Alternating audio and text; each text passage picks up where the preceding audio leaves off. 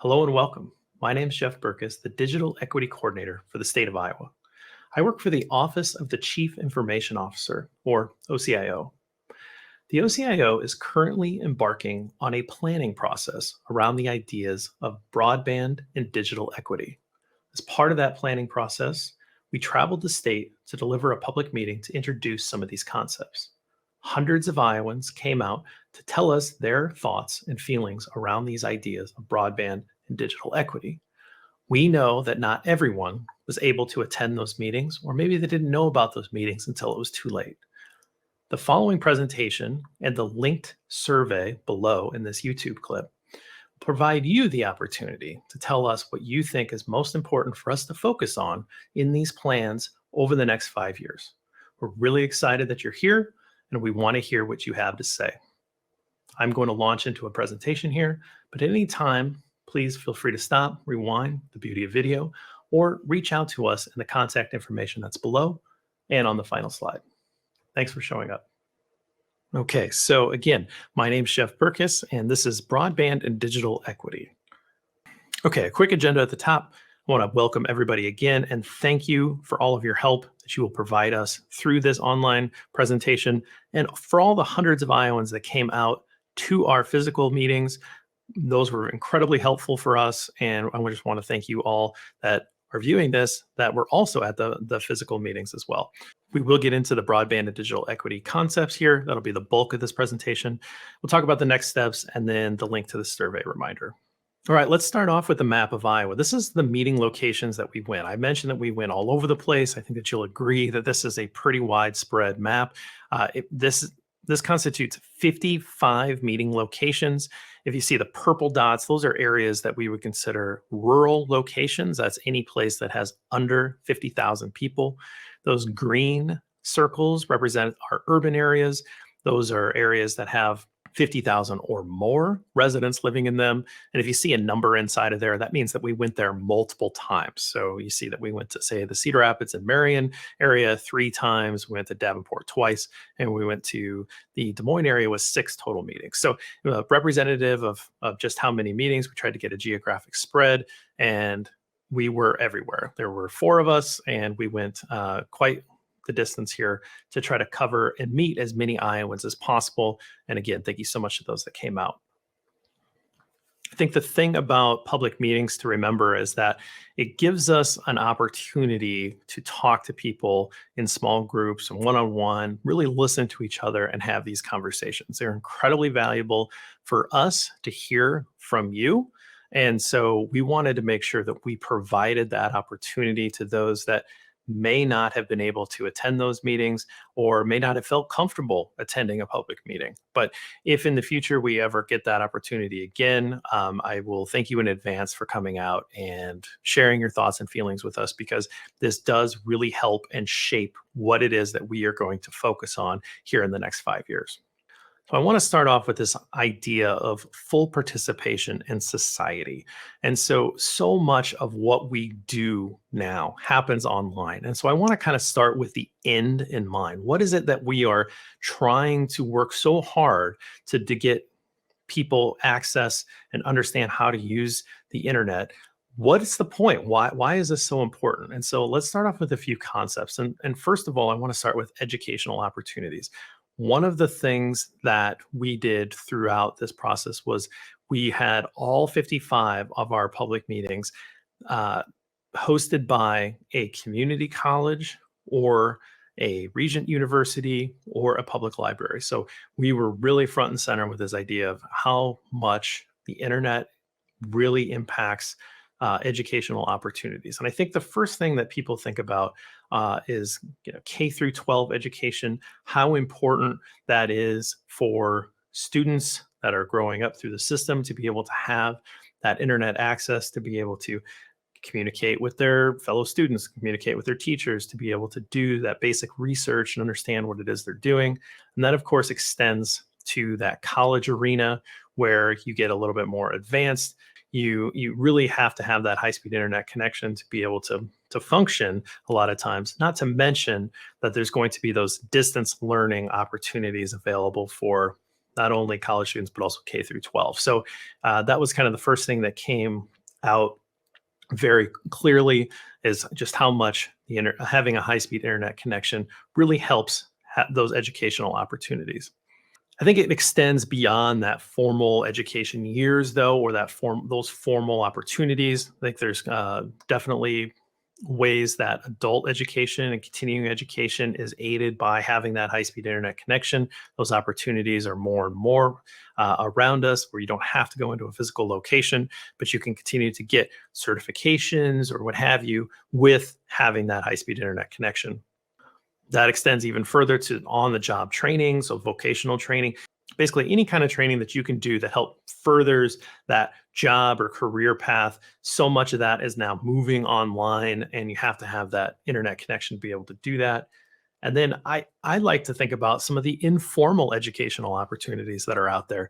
I mean, who among us has used, say, like YouTube to look up a recipe or to try to figure out how to fix your sink, right? These are things that we might not think about as true educational opportunities because it doesn't result in some sort of piece of paper at the end of the day. But these are the things that are really important to our daily lives, and they're enriching to our lives as well. So that high speed internet connection, that ability to find those answers or to define those ideas is so much of how we engage in this world right now. The next block that I want to talk about is the digital economy. And I can think about this in several different ways. And there's been some good stories on how people relate to this. First is workforce, just how much of the job force uh, revolves around the internet. Being able to apply for a job or find a job is now an online thing. I talked during the public meetings.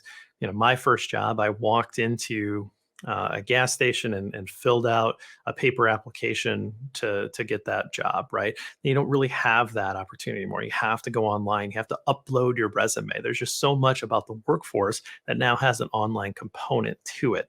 So even just getting a job or finding a job is really impacted by having that internet connection. You take that just getting a job all the way to a job that is fully remote and working from home. And if you don't have that high speed internet connection, those opportunities aren't available to you.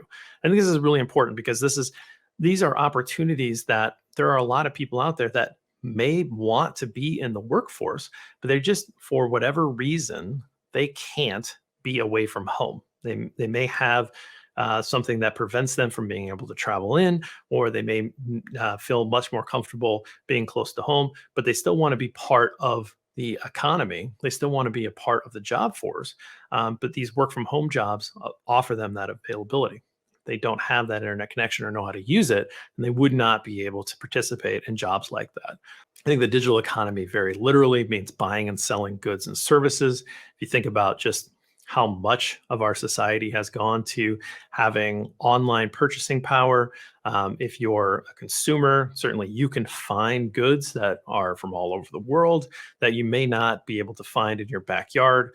That certainly, as a consumer, helps you be able to find the product that you're looking for that may best fit your service, may help you find the best price out there. Think about as a small business owner, just how many more people you can reach with your individual product. And that's, small business, the big business, having access to that global economy is incredibly important.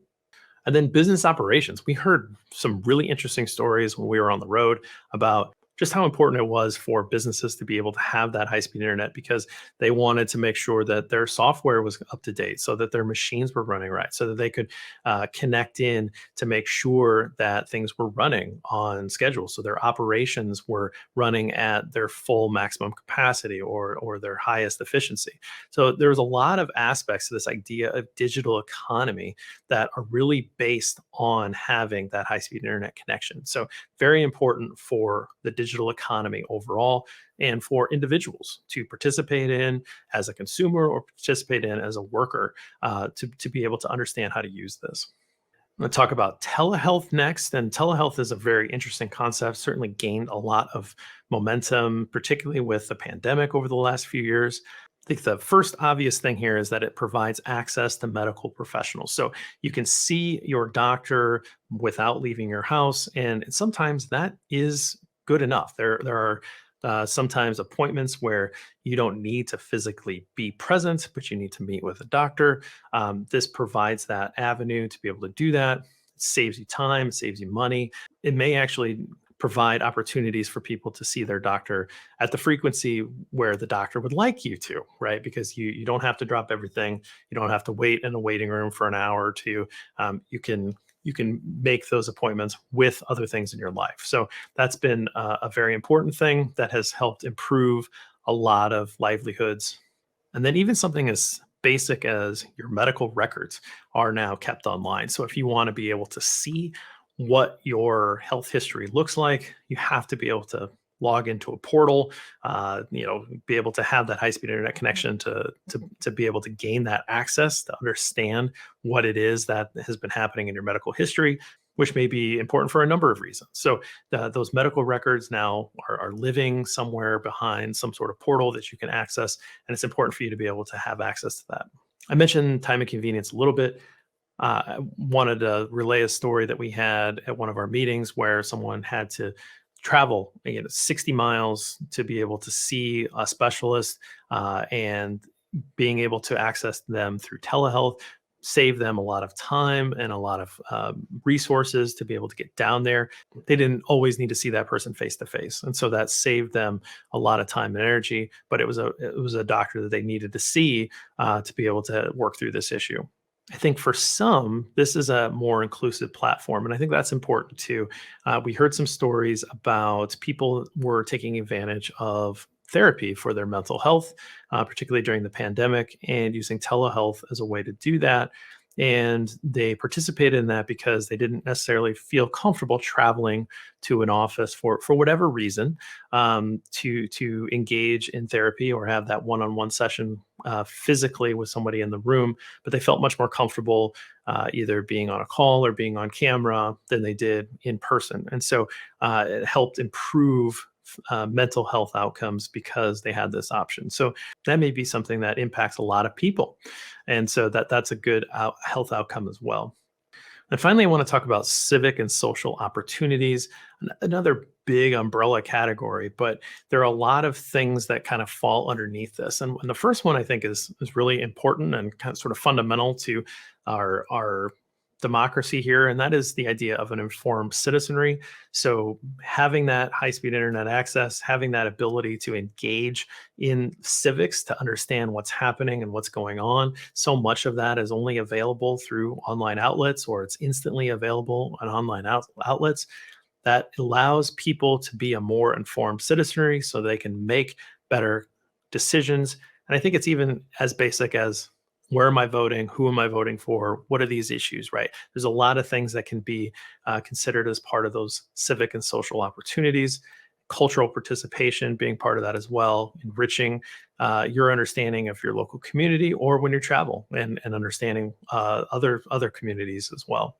I think from the social side of this obviously provides opportunities to connect with friends and family in a way that maybe wasn't very clear and present, 5-10 years ago. But having that ability to FaceTime, or have that video interface so that you can see people, is a different level of engagement than say like a phone call would be. So that's an important thing that the internet provides, that ability to have that connection with friends and family.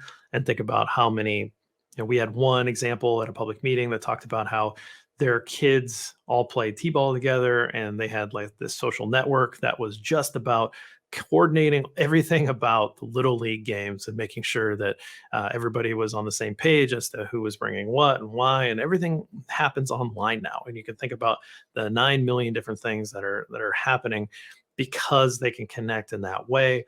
And that is really supported by that high-speed internet connection. And then I want to finish with this idea of entertainment and being part of the cultural zeitgeist, right? So this idea, a lot of these things are pretty high-minded ideas, but it does really come down to that full participation in society also includes that entertainment aspect, right? So being able to stream TV shows is part of what we're talking about. And the cultural zeitgeist, so much happens in the entertainment world that bleeds over into our daily conversation. And if you don't have access to that high-speed internet and to those services that everybody else is talking about, that may feel like you're being left behind a little bit. So I wanted to mention that there are entertainment aspects to this as well. All of these ideas are really wrapped up into this concept of cybersecurity. Cybersecurity is a basic tool that we all really need to be able to navigate this world safely. And I think that there's a couple of different ways to think about this. One is that there are a number of individuals that won't participate in one or more of these aspects of society because they don't feel comfortable with the cybersecurity aspect of this. They feel like they're going to get taken advantage of. And so, as opposed to learning those cybersecurity tricks, they are just going to avoid it altogether. That is unfortunate. We don't want that. We want to make sure that people have an opportunity to participate in all of these aspects because this is how you have full participation in modern society. I think the flip side of this is true. There are people that may not understand the risks that are associated with participating in the online world. And so we want to make sure that they do understand those risks and can take measures to prevent being taken advantage of. And there's a lot of examples out there of people that just may not have those basic tools to protect themselves and they get taken advantage of. And then they don't want to participate in the future because they got burned, right? So we want to make sure that we understand that cybersecurity is a big piece of this for everybody to understand so that we can get to these outcomes. So let's talk about broadband and digital equity. And I call them facets of digital equity. And I think the first thing we need to talk about is accessibility. So in terms of accessibility, this is really about, can I call somebody to be able to get a high-speed internet connection? Can I somehow plug in to this network, this thing called the internet? Can I find a way to get access? What does that look like for me? So it's a simple question in a lot of ways, like, can I get access? And this has been an important question for the state of Iowa. And part of how the state has answered those questions is through this program called the Empower Rural Iowa Grants Program. I want to talk about that just a bit. It's an established program in terms of the number of grant rounds. It's been around since 2019. 7 rounds of grants already have been delivered. Over $350 million worth of awards. You see that 270 projects across the state. That $350 million has leveraged additional private investments to expand that broadband network. So the idea is that there are more Iowans that currently have or will in the near future have that access piece taken care of because of these grants. This has amounted to over 100,000 homes, schools, and businesses that have been served because of this program in all 99 counties in Iowa. The reason why we are dedicating this time today and dedicating the time to run around the state is because there are new federal opportunities on the way. The first opportunity listed there is from the American Rescue Plan Act. That is the Capital Projects Fund. That's in 2023, and we know that that's going to be $152 million of additional investment to this access issue. The next piece of money, we don't have a specific dollar amount yet, but we anticipate that it'll be between $300 and $400 million. And that is from the Infrastructure Investment and Jobs Act, the IIJA, but it's also known as the Bipartisan Infrastructure Law. And specifically, we're talking about the Broadband Equity Access and Deployment, or BEAD grant. So again, between those two grants, we're going to see $450 million or more investment in this idea of expanding access to more Iowans to be able to achieve internet connectivity. The final bullet point that I'm going to talk about here is from the same piece of legislation, but focused on the Digital Equity Act. So we anticipate the funding between $10 and $20 million to focus on some of the other facets, not just access, some of the other facets that we'll talk about here in a minute. This slide shows a map of the state of Iowa. And on this map, we're seeing award locations from those first 7 rounds of grant funding that I talked about. So if you see off to the left, you see different colors with the label NOFA 001 through NOFA 007. A NOFA just stands for Notice of Funding Availability. And basically, these are the 7 rounds of grant funding that I talked about on the last slide. It's maybe not as important to look at the color differences as it is to just see the geographic spread of the investment that's occurred all across the state on those projects that we discussed. So we see a lot of investment throughout the state that's already happened. Some of these grant rounds are already completed and closed out. Many of them are currently working to try to break ground, and those contracts will continue to fill out this map in terms of what has been completed over the next couple of years. This slide also shows a map of the state of Iowa. This is a little different though. This one is showing either black dots or these blue, green dots, however your eyes see that color. And what you want to focus in on is if you see black dots, those are indicating that we believe that those areas there are already served by high-speed internet. For purposes of this project and for purposes of our work, we consider high-speed internet connection to be 100 megabytes per second download and 20 megabytes per second upload. That's what the federal benchmark is right now. The blue dots are where we have areas that are not currently served by that high-speed internet access. Those clusters of blue dots, we anticipate to be eligible for that future funding that we just discussed, that 150 million and from the Capital Projects Fund and the 300 plus million from the BEAD Fund. This is where we anticipate seeing future project applications. It does not guarantee that we will see projects in these areas over the next 5 years. There still has to be applications that are submitted and somebody willing to do that work. But this is where we anticipate to see future investment. Let's talk next about affordability. So affordability is a lot like access in that if you are at a place in your life where you cannot afford the internet, or you are in a place where it is just prohibitively expensive and you choose to not be able to fit that into your budget, it's just like not having access, right?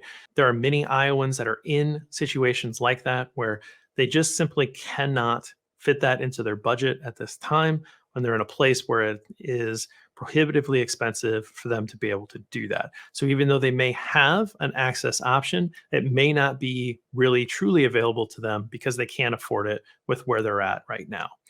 One of the things that we heard about affordability in the public meetings were that a lot of people were making some very difficult budget decisions, and they think of high-speed internet as being a necessity and not a luxury because of so many of those endpoints that we talked about earlier, that people are making some big sacrifices to be able to afford high-speed internet.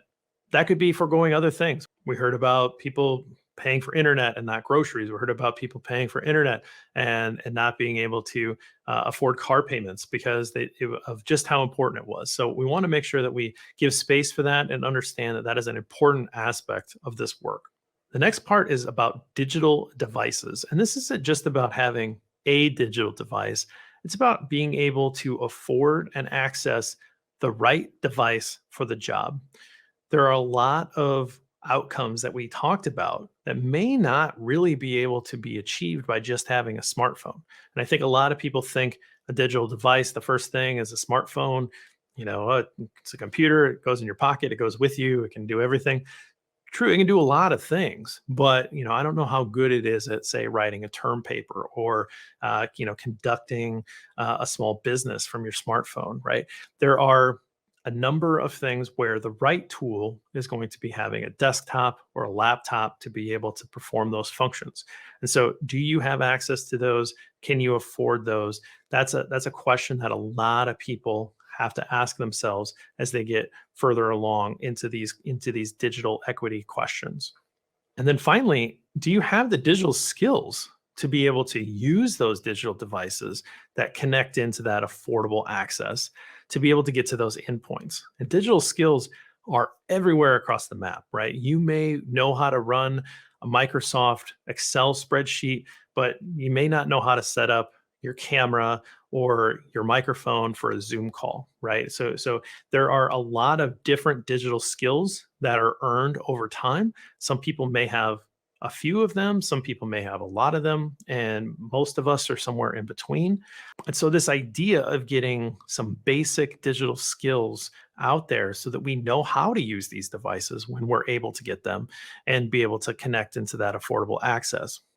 I like to think about this on a continuum in terms of just a logic model, starting with, can I plug in? Do I have access? Can I afford that access?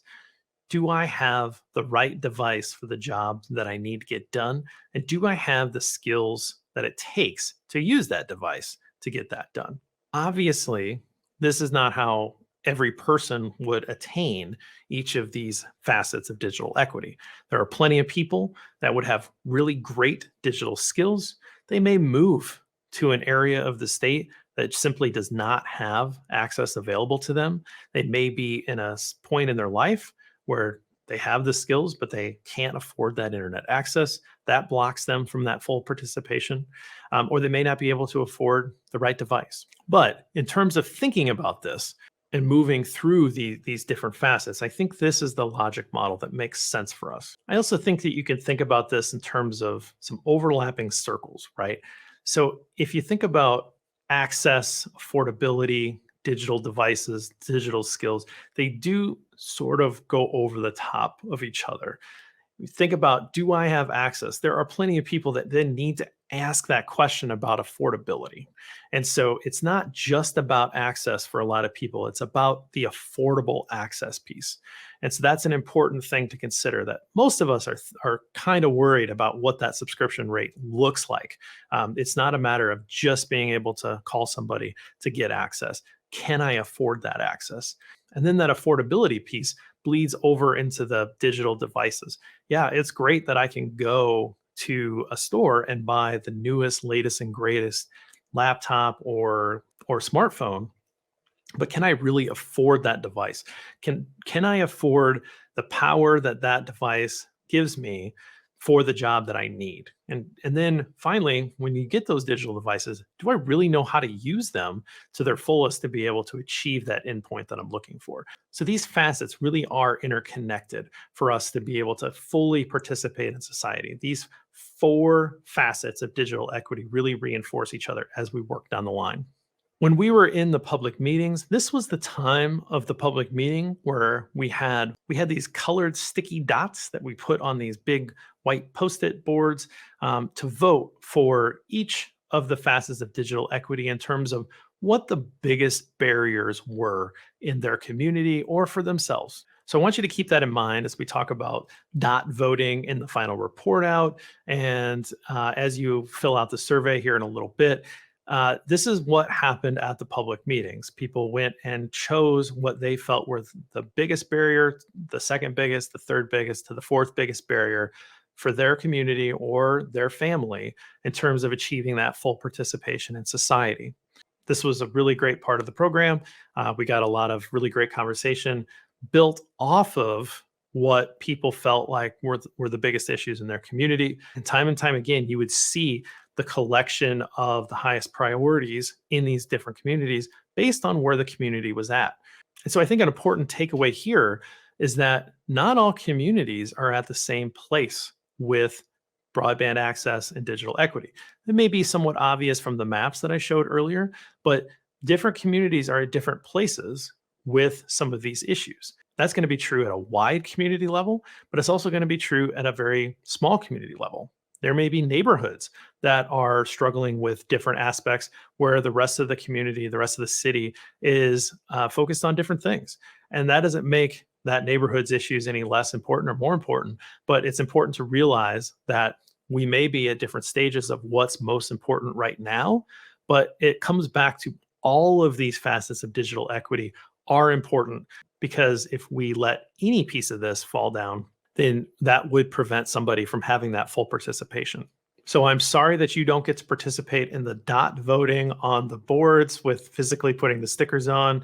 That was something that people really liked, but you do get to fill out the survey that's linked below. I would ask that you please do this by July 31st. We're going to take those results, we're going to add them into the community meetings that we did. We're going to add them to the other work that we're doing to understand better what Iowans are going through here. So please, by the end of July, please fill out that survey and submit it, and we will use that in our final report. We anticipate the draft plan being available for public comment in the fall. We're going to be working on that diligently over the summer, working on different implementation ideas. We're out collecting an asset inventory of all of the great things that are going on in the state.